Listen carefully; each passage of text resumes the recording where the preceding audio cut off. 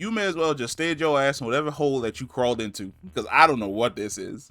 Like, I feel as though the comic book community as a collective whole forgot that Joss Whedon existed. We had essentially moved on from how bad his cut of the Justice League was, accepted the fact that Snyder's cut was so much better, accepted the fact that Joss Whedon was a piece of shit, and had collectively moved beyond him. But like irritable bowel syndrome, it's never over. It's just one more trip to the toilet because he is back again. And for what reason, I do not know. Because I don't know what this is. Your ass could have stayed in whatever fucking hole you were in and lived out the rest of your life on your money. But for whatever reason, you decided to come out of hiding to essentially clear the air in regards to your character. And sir, you did not help your position in any way, shape, and form. Because over the last, I would say, 3 weeks, it's almost as if every actor who worked with Joss Whedon on the original cut of Justice League has essentially come out and said that it was the worst experience of their fucking life. Ben Affleck was like, that experience was so bad, like, I almost just fucking retired in regard to acting. I didn't give a shit about being Batman anymore. Jeremy Irons came out and was like, I have a storied career working across the entire world on multiple films. This was probably the worst film experience with the worst director I have ever worked with. And it was so bad that I did not even watch the Snyder Cut to see whether or not it's better. Gal Gadot came out and was like, Joss Whedon was a piece of shit. Ray Fisher decided he came back out for a second to reiterate the fact that Joss Whedon ain't shit. Joss Whedon comes up onto the scene and he's like, whoa, hold on, guys. Hold on. I know you guys don't fucking like me. Hold on. I can explain myself. I'm a little bit flowery when it comes to the way in which I'm talking. And then he immediately tanks everything. Literally, he tanks everything right, hold on, here. In regards to Gal Gadot, Whedon also denied Gadot's claims that he threatened her career. English is not her first language, and I tend to be annoyingly flowery in my speech. What the fuck does that even mean? Whedon's... He said he joked about a scene she wanted to cut, noting she'd have to tie his body to a track to cut it. Now, the scene in question is this scene in particular, where the Flash is running and he lands on top of Diana between her breasts. For what reason is this in here? Who fucking knows? Now, one of the defenses that he had was that, oh, it was a scene that was originally in the Snyder Cut. Let's jump over to the Snyder Cut. Right? Exact same scene.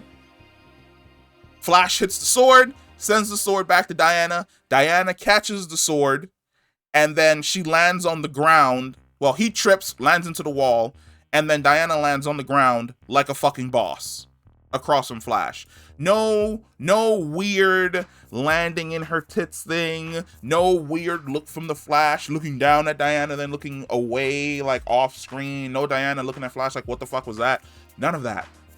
Why is that scene in the movie, sir? Why is it here? I agree with Gal Gadot. This scene makes no fucking sense whatsoever. Your decision to during a reshoot, it's like, oh, I feel as though we need to add a little bit of humor. No, you added fucking cringe. And people pointed you out for that cringe. But it continues. Because it's not exactly as though he's redeeming himself. You fucked up. You treated everybody on set like shit. But guess what? Not only has the cast of the Justice League essentially come out and said that you're a piece of shit, people who worked with you in the past, Charisma Carpenter on Buffy the Vampire Slayer, essentially came out and also said that you're a piece of shit.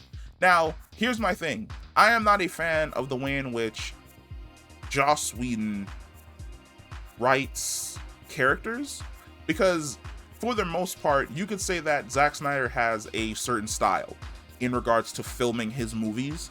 But when you watch Zack Snyder movies, his characters have this really big dynamic range where you can watch a movie like why the fuck did I instantly, I hate when that happens to me. It's the movie in which it's the it's a Zack Snyder movie with the girl in the insane asylum. You watch that movie and there's a lot of mental trauma in regards to that movie. Then you jump over to a movie like 300 and there's just straight testosterone and badassery in that movie. There's range. Joss Whedon films and TV series typically follow like the exact same type of bubble. There's like the weird quirky character who has the quips. There's like the super cool character. There's the jaded character. There's the badass female character with like some level of emotional damage. He follows the same structure in everything. And after a while, when you see it enough times, you get fucking bored of the formula. It's the Firefly formula. Dude, just retire. Take your money. You're a millionaire. Go chill somewhere. Because this shit isn't gonna blow over. Like, there's no coming back for Joss Whedon. It is done. Like, your career is in free fall.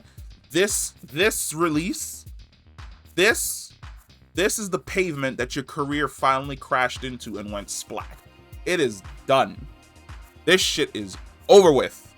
You may as well go back to just shooting indie shit with your own money, because there's no way you're getting back into Hollywood with all of this. And I'm not even talking about some of the other shit that you got down to, like when you grab James Marsden by the throat, the guy who plays Spike on Buffy the Vampire Slayer, and slammed them up against a wall, to which he found it funny, to which I didn't find it funny at all, because if you fucking grab me like that, I'm knocking you the fuck out. To the fact that like you had like David Boreanaz, I'm fucking up his name, who also came out and was like, yeah, he could have been like, he's a toxic dick in certain regards, in regards to his character's popularity and how he felt about the Angel character. Joss Whedon's an asshole. The world sees you as an asshole. You can't hide it anymore. There's no type of cover that you can hide behind. It's just out there. Maybe you should have just came out and said, I'm sorry. Maybe that would have worked a whole lot better than whatever the fuck this was.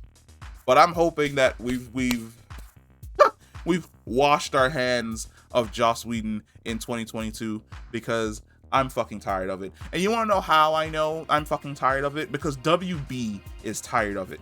Because he came out, and this is going to be the last thing that I talk about before I end this video. He came out talking about how WB brought him in to essentially save Justice League. To which WB came out, and this is extremely rare because WB has an attitude of typically standing by their directors, but WB came out and was like, no. Zack had a death in his family. He couldn't continue doing the job of director because he was dealing with this death in the family. We brought you in to finish Justice League, and then you decided to shoot a bunch of new scenes costing us more money. And that was the end of that. We didn't bring you in to reshoot Zack's vision. We just brought you in to oversee the completion of the film. Wow. When WB executives are not on your side, you know you fucked up. But that's as much as I'm going to give Joss Whedon. Like, he just needs to go and crawl back into whatever fucking hole he decided to crawl out of and call it a day. I'll catch you in the next one. Peace.